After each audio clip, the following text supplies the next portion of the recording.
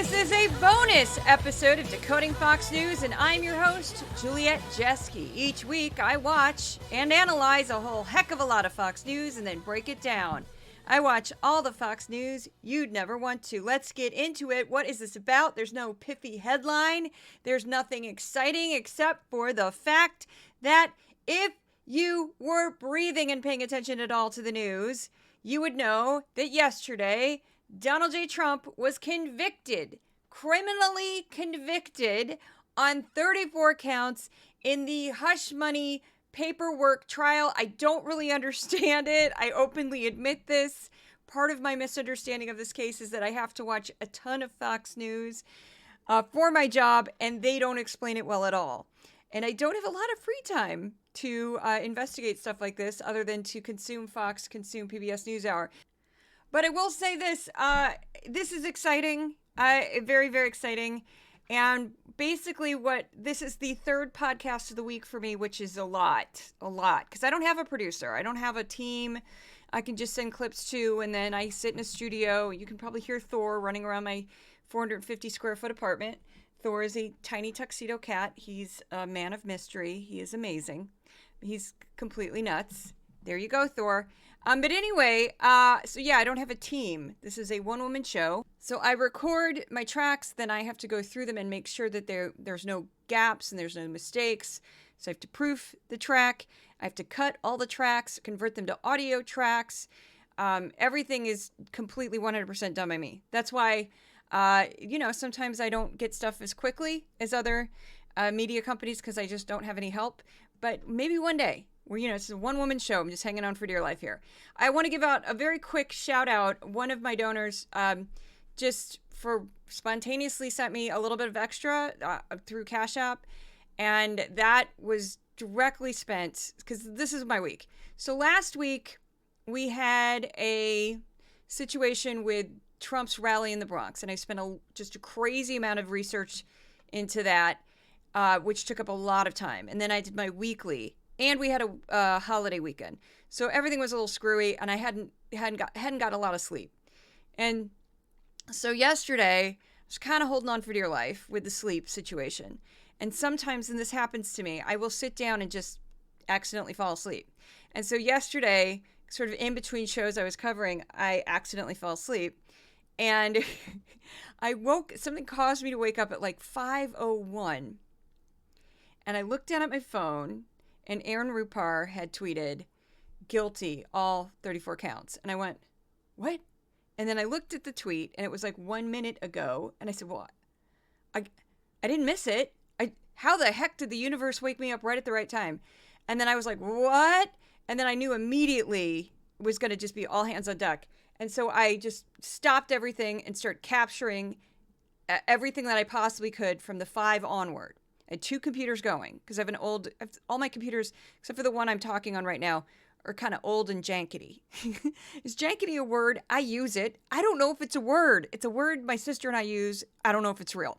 But it's kind of jankety, so meaning old and beat up. So I'm just like going with all these old computers, capturing video. And I realized that I was also behind schedule from last week. So I had 3 hours of Hannity to go through to get caught up. So I'm just, feverishly going through everything. I still haven't watched a single hour of PBS NewsHour yet. Not a single hour. So that means I have 5 hours to watch of that, and then everything from today. Haven't watched anything today either yet, because I have no help. Anyway, holding on for dear life. Somebody had sent me a little bit of extra money, and I'm not going to say who, and I'm not going to say what amount. And I used it immediately because I thought, I know what I can do, because I didn't have any food, and I didn't want to spend money on takeout because it's very expensive in Brooklyn. So I got a grocery delivery, and they make like prepared entrees that are like significantly cheaper than takeout. So I got some of those, and I got like just basics, and I was like, I can't believe I have enough. I can do that. I can do that. So I don't have to like leave my apartment. I don't have to think about it. I don't have to cook, because I knew I was going to be working non-stop, and I will be. I'll probably be working both Saturday and Sunday. But just wanted to share that with you. Thank you to my very generous sponsor. It was completely spontaneous that this person sent me money, and it was just came in perfect hand. Perfect. And there was much left over, and that goes kind of to my never-ending fund for Decoding Fox News, which I hold on to for dear life. So let's get into it. Just wanted to give a shout out.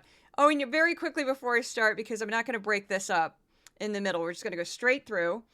I broke the entire evening down into 7 clips. So 7 clips basically, and I'll explain. But if you want to become a sponsor for Decoding Fox News, you can go to my Substack at Decoding Fox News. You can go to my Patreon for Decoding Fox News. And subscribers, it's $5 a month. You get exclusive content. This week, there's a bunch of stuff you'll be getting because some of it already went out. And the written version of this podcast will be for subscribers only. So it's $5 a month, pretty inexpensive. Patreon, there's whatever different levels, also gets exclusive content.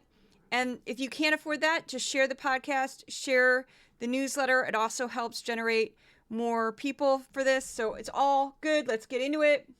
Don't want to waste too much time on that. But here we go. We're going to start with the 5. Now, I was, again, jumping out of my skin because I said, I cannot believe they got him guilty on all 34 counts. This is shocking. I thought my gut feeling was that they were going to get him on some.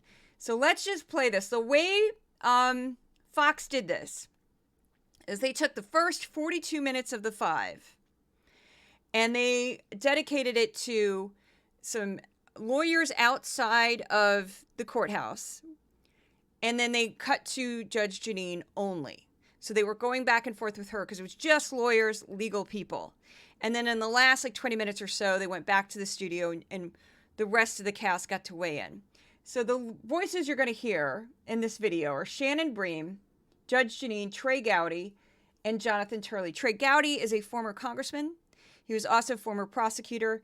Jonathan Turley is a law professor. Judge Jeanine, you know her. Shannon Bream, also a lawyer, also one of the correspondents, more legit on Fox News. Here we go. We are starting to hear that there are guilty verdicts. And a hooker and a guy, according to a federal judge, is a serial perjurer. We have convicted a former president of the United States of America. We've gone over a clip. Hunter Biden is facing 2 federal trials, which we can talk about as well. One of them starting on Monday. And the fact that I don't think the Trump campaign is going to pull any punches if Hunter Biden winds up convicted of something.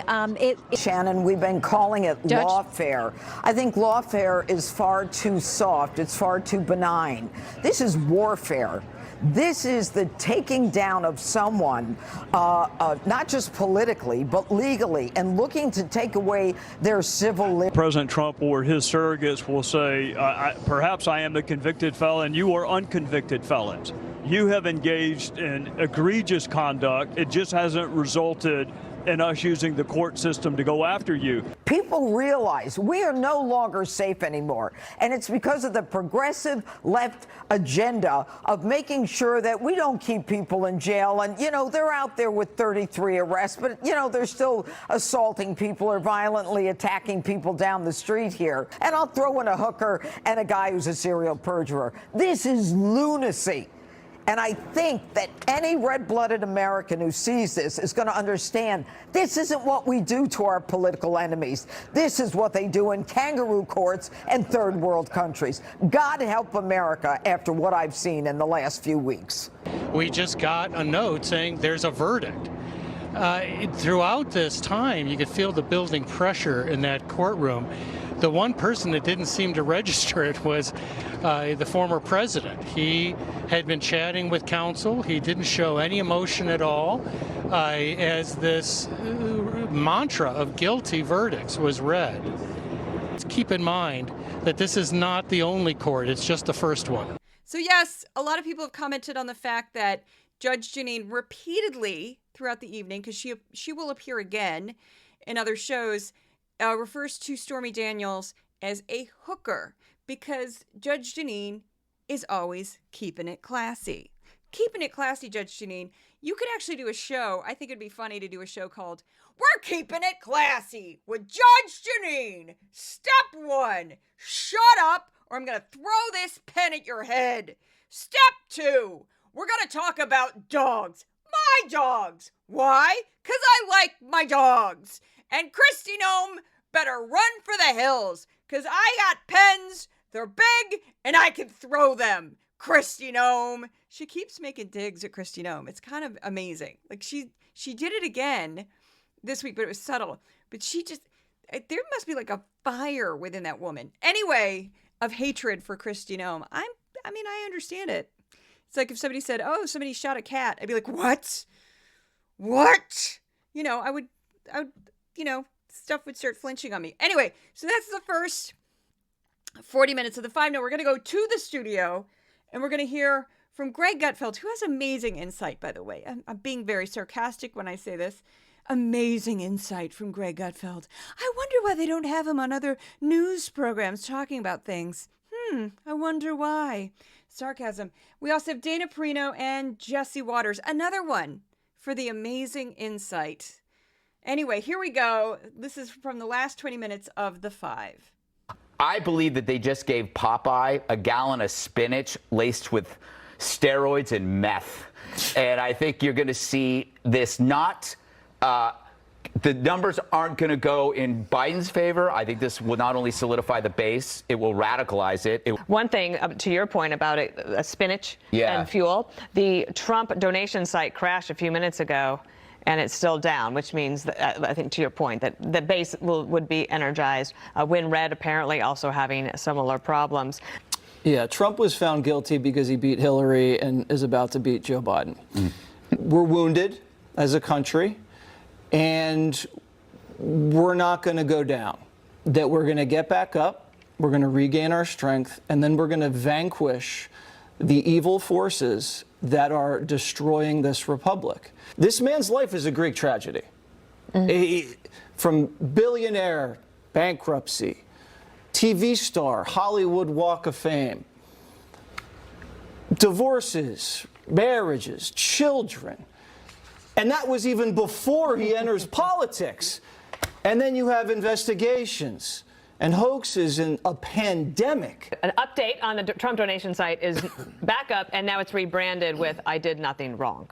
And the only way this act ends if he is reelected. And it looks like he will be reelected. June is going to be a pivotal month, though, Dana, because Biden will speak after this to the nation, he says.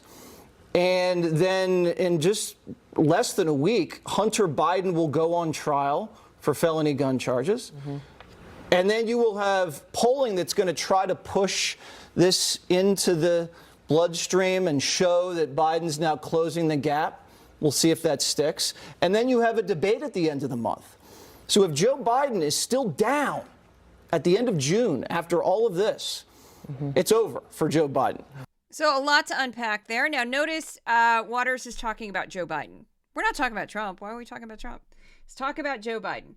This is the second time Hunter Biden has been brought up, and he will become a consistent theme. Want to point out, hey, Fox News, Hunter Biden is not in the government. He has never run for public office. He's expressed no interest to run for office. He has not worked with his father's administration in any way, shape, or form. So yes, we all have relatives who have problems, and Hunter Biden, Lord knows how this is going to play out. I don't think most experts think he's going to do any jail time for the gun charge, since it was a first offense and he didn't actually hurt anybody. It was just he lied on a form. Apparently, that's a very common thing that happens a lot. Have no idea what's going to happen there, but to equate Hunter Biden lying on a gun form with a former president being found guilty to 34 counts of criminal charges, I am going to say that those are not equivalent. So next up, I just want to play this again because let's make fun of Greg Gutfeld, shall we? Let's make fun of Greg Gutfeld. I believe that they just gave Popeye a gallon of spinach laced with steroids and meth. And I think you're going to see this not. He was very proud of that joke. And that one was written down on his little notes there. And he was like, I've got it. I'm going to open with this huge laugh line. And nobody laughed. Nobody laughed. Like, I can't tell if you're laughing at me half the time because it's a podcast. I have no idea. I used to perform live. I used to be able to tell when something was working and something wasn't. And if you've ever performed live, you know what I'm talking about, especially with something like comedy, because you can adjust depending on the crowd on a dime. You go, oh, this is working, that's not working. This is working, that's not working. And then you play to people who are looking at you. You play to people who are laughing at you. Podcast, I'm flying blind every time. But that joke landed like a lead balloon, like most of his jokes. Because I think meth, he went too far with that. Because meth's just kind of sad. Most people think meth, oh, that's unfortunate. That's Missouri. That's southern Missouri for me. And I'm not dissing my state. It has a known problem with methamphetamines. Anyway, yikes. Then we move on to Jesse Waters calling Trump a Greek tragedy. And he lists having children and getting divorced a Greek tragedy. And I'd say, well, then I guess, Jesse Waters, you too are part of a Greek tragedy. The thing about Trump is he was born into great wealth, so I'm not sure where the tragedy part is. And then he went into the exact same industry that his father went in, and he actually used that to sort of catapult his own business, kind of cut his siblings out of it too somewhat. It's a whole other story. And then throughout his career is very known for lying about any number of things. This is well before he entered the political realm. He got caught lying about everything. He had a fake PR person named Barron that was clearly him, where he would call and talk about himself in third person. Like, he talked about himself as if he was another human being. He claimed he was Barron, his PR person, and it was Trump. You could hear it. You could hear the audio. The guy's nuts. And then all of the bankruptcies were self-inflicted because he didn't listen to anybody. And I don't want to spend too much time on this, but like, Greek tragedy in what way? What, that he has so insane hubris and he's nothing but a ball of charisma that's appealing to some people because some people just think confidence equals strength, I guess, even though he constantly plays the victim. I'm not understanding this Greek tragedy situation. Greek tragedy, it's like, well, I kind of get it, but not with this man. No, he's just a malignant narcissist with serious psychological problems who seems to lack empathy and seems to have a insane need for attention and praise to the point that he scares the crap out of me. So anyway, not to waste too much time on that, but I was like, what are you talking about? So that was, and of course, another theme that we're going to hear continued is this whole, like, the RNC, a website crashed, which is that a sign of a lot of donations or a crappy website? I mean, remember who runs the RNC now? A woman who's trying to have a pop star career in her late 30s. I'm not even sure how old Laura Trump is. We should probably look that up. I'll look that up during the next break. But yes. Anyway, so next up, I'm a little giddy if you can't tell. Next up, we have Special Report with Bret Baier, which is, again, supposed to be one of the legitimate news programs on the show, so it doesn't get as crazy, but there's some subtle humor here. Bret Baier supplies most of it. The Trump donor site for the campaign is currently down. Yeah, they took a misdemeanor, they put a tuxedo on it and called it a felony. They said they only did that press conference in New York outside the trial because that's where all the cameras are. Well, next week, all the cameras are going to be right by Campaign HQ in Wilmington, Delaware for Hunter's gun trial, that he is a defender of democracy. We also hear Joe Biden talk a lot about a report that Donald Trump and his allies dispute in the Atlantic, that Trump went to France for a different anniversary 5 years ago and called the people that were buried there suckers and losers. So there's some new voices in this clip, so I'm going to just describe a little bit what just happened there. So you have Bret Baier, Trey Gowdy was the one who said the tuxedo on the misdemeanor, and then Peter Doocy was the last voice that you heard. He's not as often, I don't use his clips as often because he's not on the shows that I particularly cover, but Peter Doocy is, of course, the son of Steve Doocy. And he brings up Hunter again. Why is Hunter so important? He's not a member of the government. It doesn't matter if he's found guilty or not. Nothing will change. It's just like, okay, it will change for him, but everything else will keep moving forward because he's not a member of the government. So, and he's not running for office. So that's odd. And then Peter Doocy, I'm not sure why he's mentioning that the situation about Trump's alleged statements about military cemeteries in Europe. I thought that was odd. I'm not sure why it was there, but it was there and I included it. Because I was like, is that like a subtle, is he doing a Ducey Goes Rogue without us knowing it? Is he doing like a bit his dad does of Peter Ducey Goes Rogue? I couldn't tell. It was kind of subtle. Next up, we're going to hear from Jonathan Turley, Senator Marco Rubio by phone. He's a little hard to hear. And then the next voice you won't recognize is a woman named Leslie Marshall. She's a liberal. I love her. They don't have her on enough. They usually have her on the legit shows. So funny because she's very blunt. The important thing is people have to remember around here, you can see there are very upset people here, and there's also many people who I can only describe as in ecstasy over this. I grew up listening to people tell me about show trials and things that happen in Cuba. This is a show trial. This is like a Roman Colosseum with And just lastly, I would say Senator Rubio, a little bit of drama. There were no lions or tigers attacking the Christian former president being thrown into the Colosseum to his death. That is Leslie Marshall. They had her on the Super Tuesday coverage at like 3 a.m. Eastern Standard Time, which I caught all of it because I'm that person. But she was on at like 3 a.m. Eastern Standard Time, and she had some amazing zingers that I'm like sad that nobody was seeing it because I'm like, who other than me and complete weirdos is still up watching this? But yeah, she's great. Next up, we're going to hear Will Scharf at some point, and he's one of Trump's lawyers. So for people watching this that may be Trump supporters, what do you say to them? They probably are throwing up their hands or throwing things at the television. I think it's very important that we all remember where this comes from. It was Joe Biden himself who said that he would attempt to prevent President Trump from winning the presidency again through quote-unquote constitutional means, meaning the weaponization of our legal system against his political opponent in a fashion reminiscent of banana republics or the Soviet Union. You know, we've gone around this block. You have, and obviously you can make the tangential argument and say this looks like it's all connected. Do you have hard evidence that the Biden machine in the White House, the campaign, or the DOJ is somehow directly tied? I mentioned Matthew Colangelo being a former DOJ attorney, directly tied to what we saw here in this courtroom.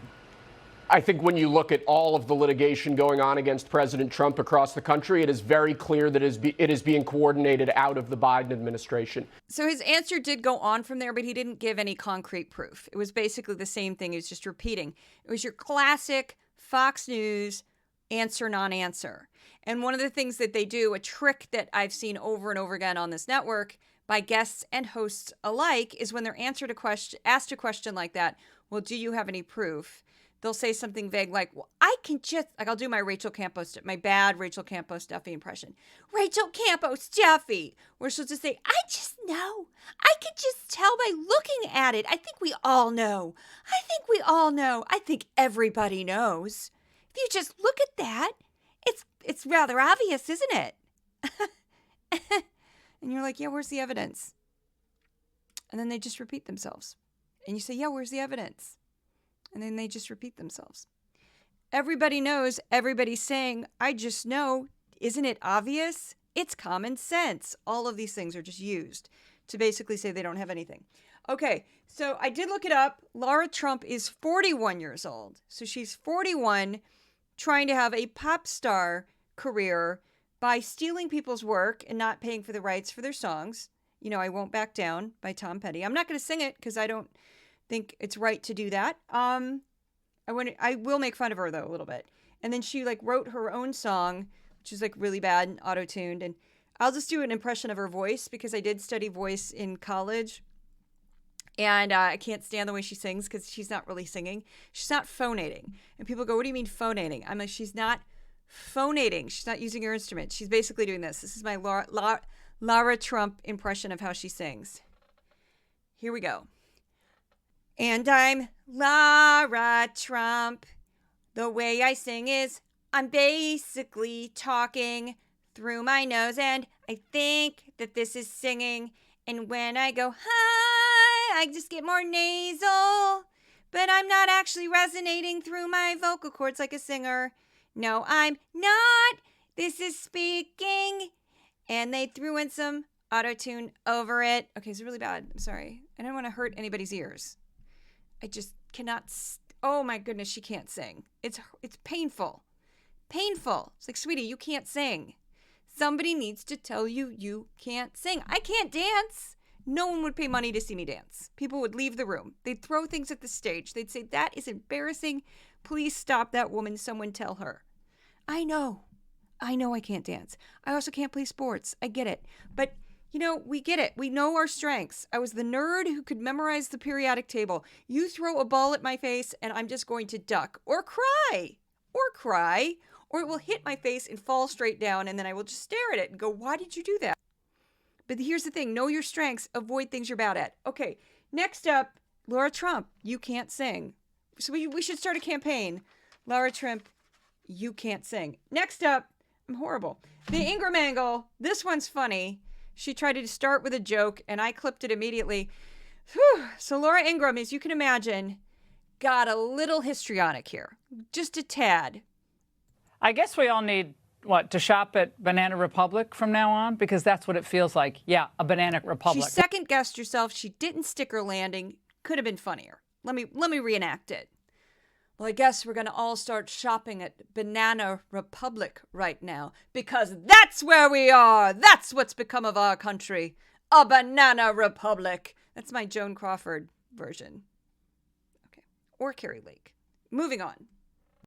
Were fatally flawed. They were farcical. Now, why did I clip that? Because it was so ridiculous. Because it was very obvious that Laura Ingraham had this speech, this monologue ready to go. She had written it weeks ago, and it was just sitting there in her desk, and she was waiting. Because you don't come up with fatally flawed. It was farcical. It was fatally flawed, farcical. She had a lot of moments like that, but that was the one that just stuck out. Of like, come on. That was you were having fun with this, weren't you? Weren't you? I'm telling you. She was just like way too dramatic with this monologue. I wish I could have played the whole thing for you, but it was way too long. But here we go. Is this what they meant by the American way? You'll maybe be able to choose between two candidates with minor disagreements on the big issues, but you'll never again be able to elect someone who makes fundamental changes again. Not at our border, not with these wars in places like Ukraine, and not in our economic policy. Think about this. Donald Trump gave up fame, fortune, and a very comfortable life to try to save America from the forces that are trying to tear it down right now. Yes, he gave up fame and fortune and a comfortable life, which was a fading career on reality television. I think the Celebrity Apprentice was ranking at 118 around the time he ran for president, 118. They only kept it on the air because it's cheap to do reality shows, and they had all this product placement going on. But yeah, fading, very, very fading career. And now he does speeches to thousands of people who just worship him, and he's desperately trying to stay out of prison. So yeah, okay, you can create that myth there. Go ahead and create that myth, Laura Ingraham. It's not good precedent, and I think that when people, perhaps some who are celebrating tonight, and the celebrations are occurring all around us, Trump did not look like he was surprised at all. You know, some defendants look like they're heading to jail. He looked like he was heading to dinner. I mean, every fair-minded American in a position of leadership has to know where this is going to take the country. This is way past Trump. This is off the cliff toward full-blown totalitarianism if this is allowed to stand in an election year. Yeah, and Putin must be laughing. Watching Judge Merchan run his courtroom like any Kremlin crony would run his own in Moscow.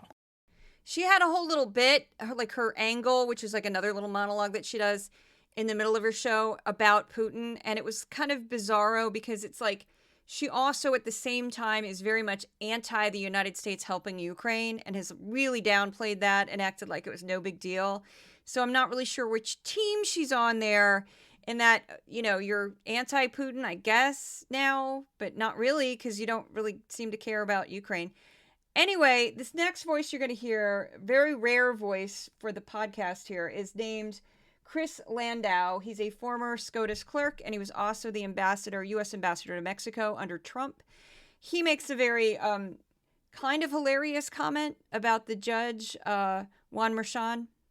And I think Judge Merchan's name will go down in the annals of American history as the epitome of a crooked and biased judge. You're going to say that guy pulled a Merchan today. I'm just throwing this out there. I don't think that's going to happen. I don't think Merchan is going to become a household name. I don't, because there's too many of them. There's also Kaplan and Erdogan.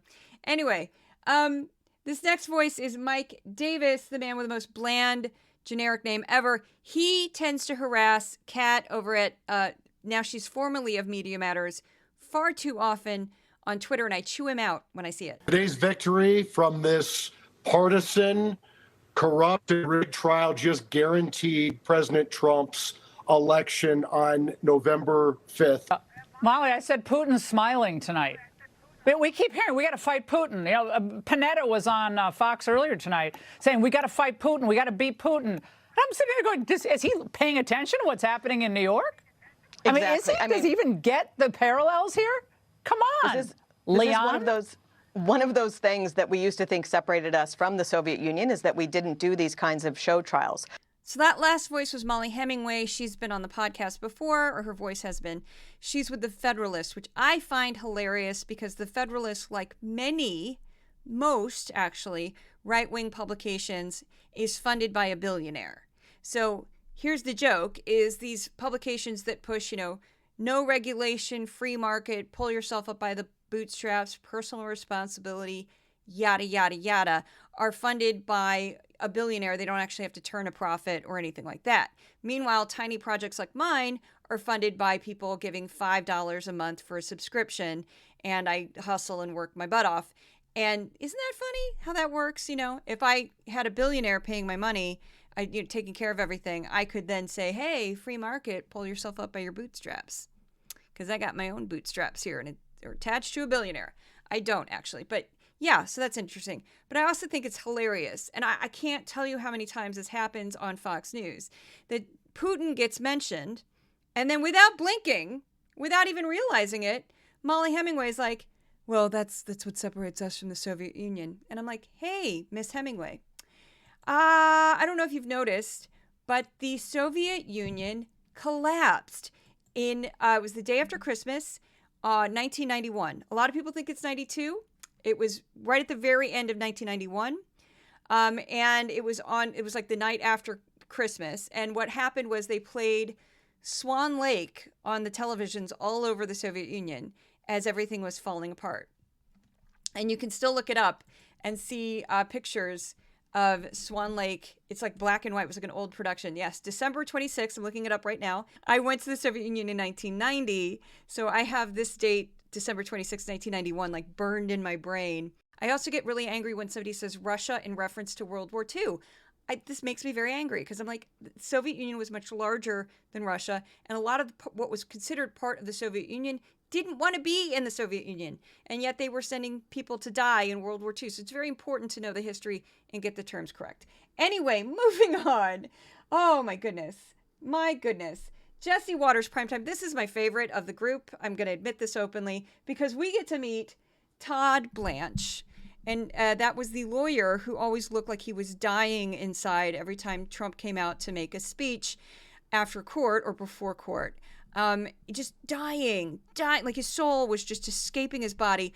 I made a goofy joke song about it that I stuck on social media all over the place. It was silly. It was one track on GarageBand that I looped, and then I did some silliness over it. Not a serious endeavor, but anyway, I think Todd Blanche is probably now. I just saw this segment. He was on for like 10 minutes. It was a great example of somebody who's probably not really the best trial attorney, because he seemed kind of not. You have to kind of be a strong personality to be a good trial attorney, to be somebody who could just talk to a jury. My sister's that way. She goes to court constantly. If you know what I'm talking about, like this is not that personality. So we finally get to meet. After we're gonna hear Jesse Waters talk for a minute, then we're gonna hear Todd Blanche. And twist an NDA with a bimbo into 34 felonies. His house was raided. His family's privacy violated. The feds given the authority to use deadly force. He's been fingerprinted, mugshot, gagged, censored, white substances sent to his kids' homes, and now unfairly convicted of a made-up crime in a Soviet-style show trial, and that these evil men and women will be vanquished and the injustice rectified and the stain on our democracy washed away. Trump attorney Todd Blanche is here now. Did your client get a fair trial? I mean, no. And then they're laughing, Todd. They're laughing. How does that make you feel? By the way, he's facing 3 more indictments. So imagine you, Jesse, going to trial facing 34 felony counts, and 100 people walk in the room, and the judge says, basically, if you have a strong view of Jesse Waters, you can go ahead and leave. Half the room leaves. Half the room just walks out. Do you see what I'm saying there with he doesn't seem like a very commanding presence? That's just the voice. You're only hearing the voice, but he really just doesn't. And I was like, wow, you can be a very skilled lawyer and not be great at, commanding a courtroom. He does not appear to me to be somebody who's great at commanding a courtroom based on the full 10 minutes I watched on Jesse Waters. I was kind of shocked, actually. And he sounds young, too. He doesn't look like a young man, but he sounds like he's like 20. It's very strange. Now we're going to hear from Jonathan Turley again, and he keeps complaining that people were celebrating. He does this throughout. He does this in multiple shows. I might actually just make a special edit of that because I didn't notice it until I did the whole thing. And then we're also going to hear from Jason Miller, who's an advisor to Trump, who's currently working with Trump.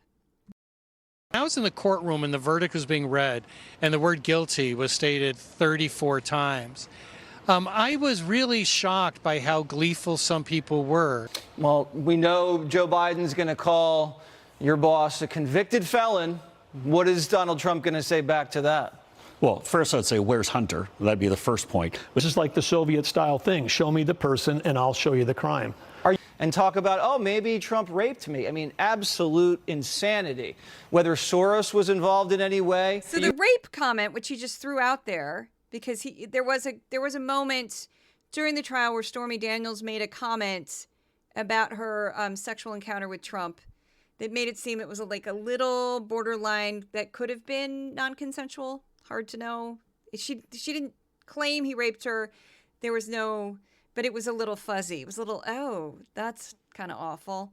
And so that's what he's referring to there. And of course, that's ironic because Fox News, the entire network, has completely downplayed and ignored, for the most part, the E. Jean Carroll case. And E. Jean Carroll, of course, famously accused Trump of sexual assault years ago. And she came out with a story recently. And then he said, oh, no, you're a liar. I don't even know you. She sued him for defamation and won. He kept defaming her. She sued him for defamation again and won again. And a jury in the first defamation case did find Trump liable for sexual assault. And it basically came down to not rape, basically sexual assault based on specifically what he did. And I don't want to get into it. It's too disgusting.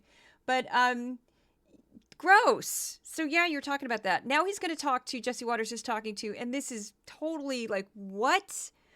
Robert Kennedy Jr. comes on. Like, why is he weighing in? I have no idea, but here we go. You have a little bit more honor than the sitting president, that's for sure. Your uncle was the head of the DOJ and then eventually was ensnared in similar vicious, elite, and very dangerous circles, your father and your uncle. Do you see any similarities with what's going on now?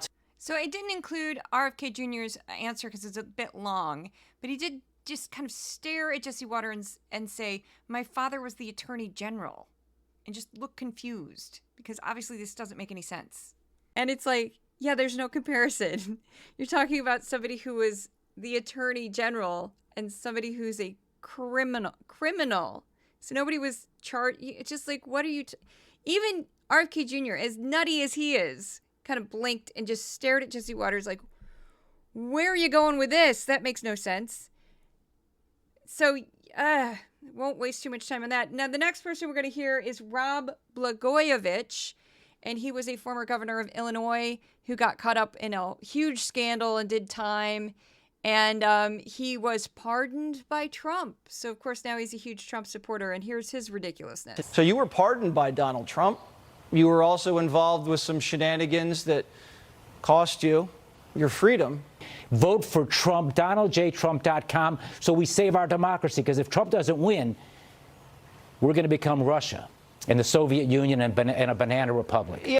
Again, I think I need to stage an intervention. Sit him down, sit them all down and go, repeat after me. The Soviet Union no longer exists. The Soviet Union collapsed. Here's the date, guys. Day after Christmas.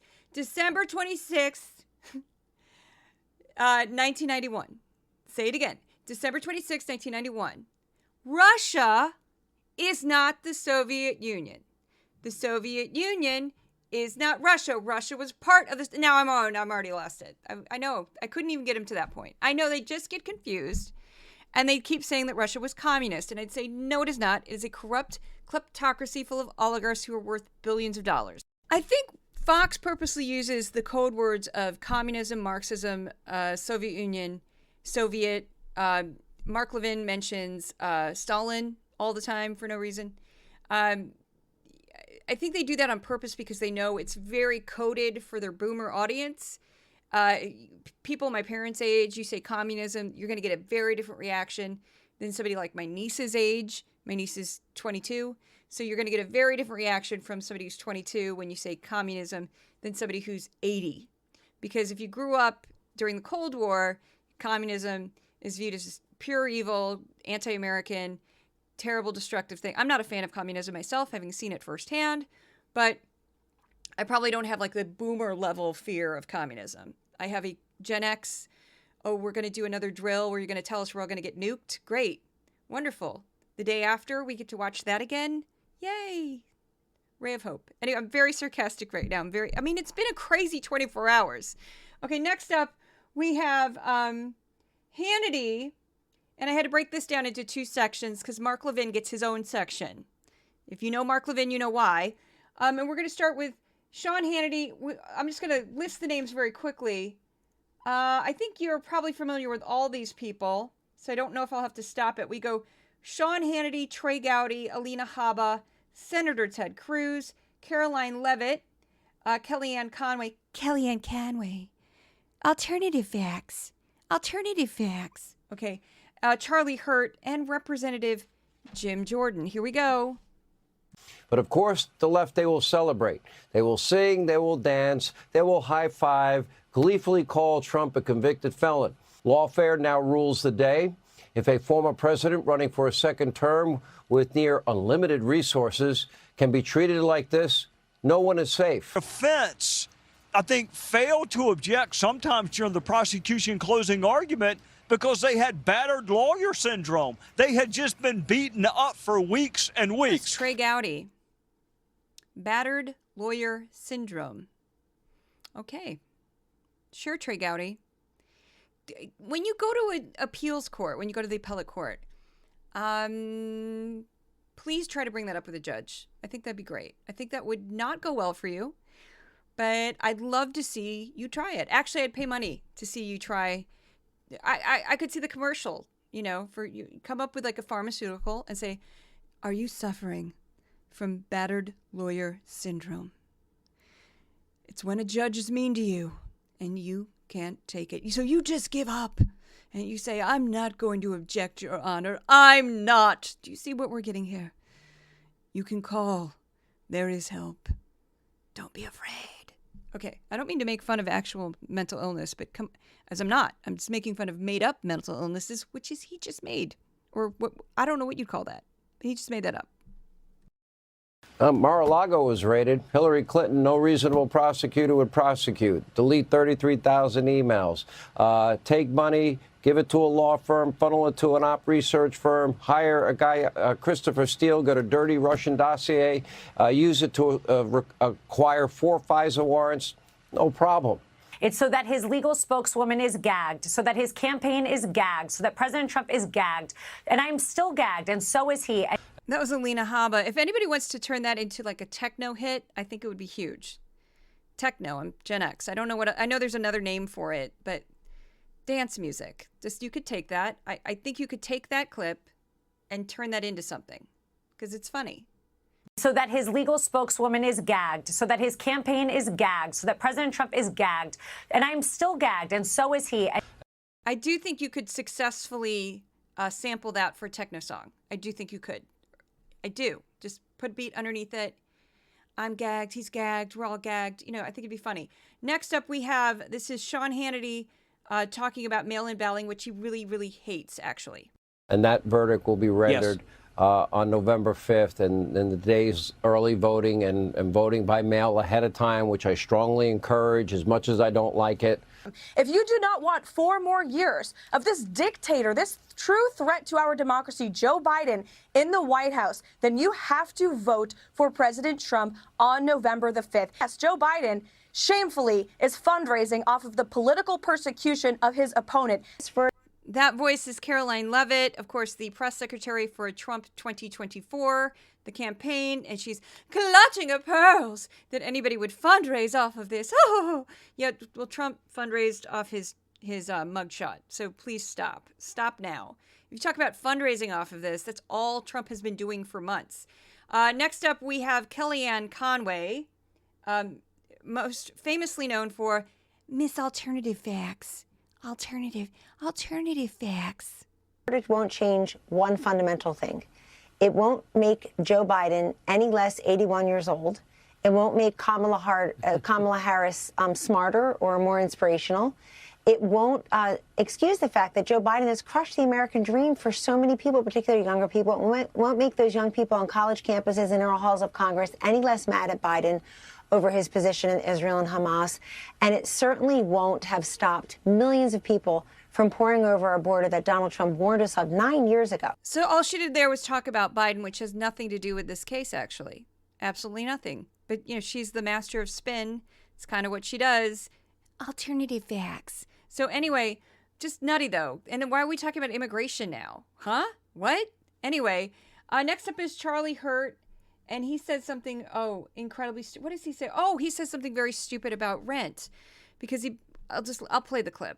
Meanwhile, young people are getting out of college, trying to get their first home, they can't even get rent because Joe Biden is so busy paying for free rent for millions of illegals.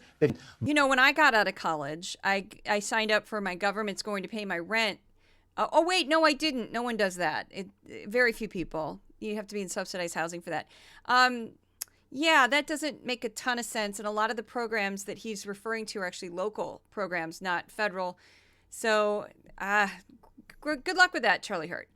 It's weird. That was just a weird way of putting it. I get if you want to say that they're causing inflation by, you know, now all the hotels are getting full price and you'd have to spend a little bit more time with that. But that's not what he said. He just made a really confusing comment. Next up, Jim Jordan must think children vote. Here you go. But we, the people, 330 million of us get to decide on that day. And this outcome today. I'm speaking too much. You're a guest. I want to hear what you have to say. So what's funny about that clip is the full context was basically every show was the same format last night, and that they just had guest on after guest on after guest on, and they basically kept saying the same thing, which is if they could do this to Trump, they'll do it to you. This is the end of our democracy as we know it. The only way we can save our country is if we vote for Trump in November. And then they kept openly shilling for him, encouraging people to donate. Yeah, they are just blatantly campaigning for him. And what was funny about that is Hannity had sort of lost count of what was going on. And Senator Ted Cruz was just sitting there on screen for a full minute and a half. And Hannity was talking, and he didn't even bother to say, like, oh, here's Senator Ted Cruz. And somebody must have said something to Hannity's ear, and that's when he said, oh, by the way, I'm talking too much. The other joke there was Jim Jordan doesn't seem to know that children can't vote, because he said 330 million of us will decide. There are 258 million people above the age of 18. So only 258 million people are above the age of 18. Some of them probably aren't eligible voters for a number of reasons, but most I would assume are. So it's not 330 million. That's children. Okay, that includes children. So next up, we have Mark Levin, who gets his own. You'll understand why. People say, well, they're not going to take it. You know what? If George Patton was said, I don't think I can get to the Battle of the Bulge in time, we would have lost World War II. I am sick and tired of these legal defeatists. We need to stop whining, stop complaining. We know what the hell we're up against. It's not news. It's a fact. We got to fight these people with our smarts. We have to take some risks. We need to push the edge of the envelope. I don't mean in a way that kooks do it. We need to look at Bush versus Gore. Why did the Supreme Court take that case from the Florida Supreme Court?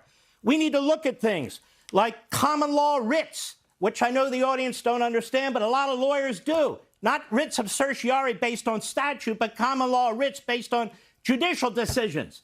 We need to give the Supreme Court the opportunity to fix this. Why? We cannot have local acting judges, Soros DAs, 15,000 district attorney's office, God knows how many state judges, destroying our federal election system, influencing how we elect the President of the United States. And if we have a pathway to bring it to the Supreme Court, even though it's rarely used, and by God, we use it, we use every legal quiver that we possibly can muster, rather than sitting around and saying, well, it'll take 3 months. Fine, follow that. Preserve the state appellate system. And as for this idea that I have a faith in the system, what is a judge? He's flesh and blood. He's a person. He's a lawyer who happens to have a robe. If the judge doesn't respect the rule of law, why the hell should I respect the judge? If the prosecutor doesn't respect the rule of law, why the hell should I respect the prosecutor? So far, the judicial system, has let down the American people, and the Supreme Court needs to step up. This is a federal matter, a presidential matter, and it's going to get worse before it gets better. Now, amazingly, Levin did not bring up Marxism, socialism, communism, or Stalin. Amazingly, he did not. Or Gulag. He did not. I was shocked because he normally does.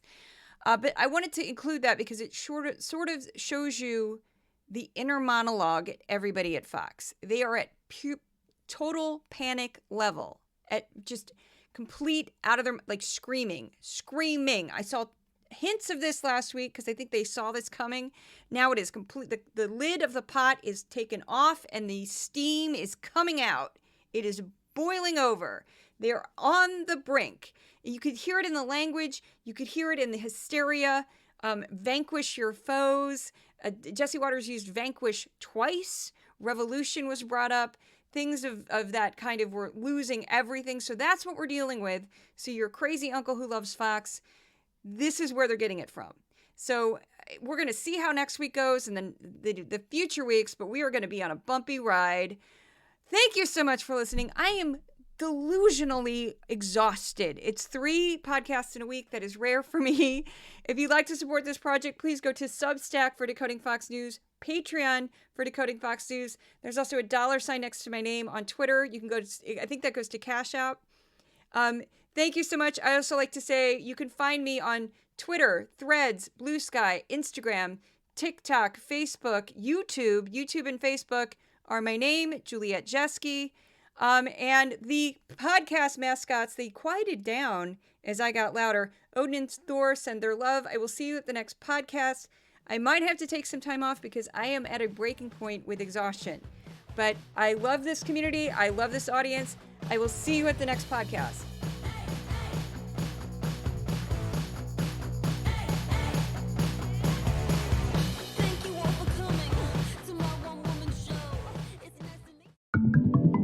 Resolute Square.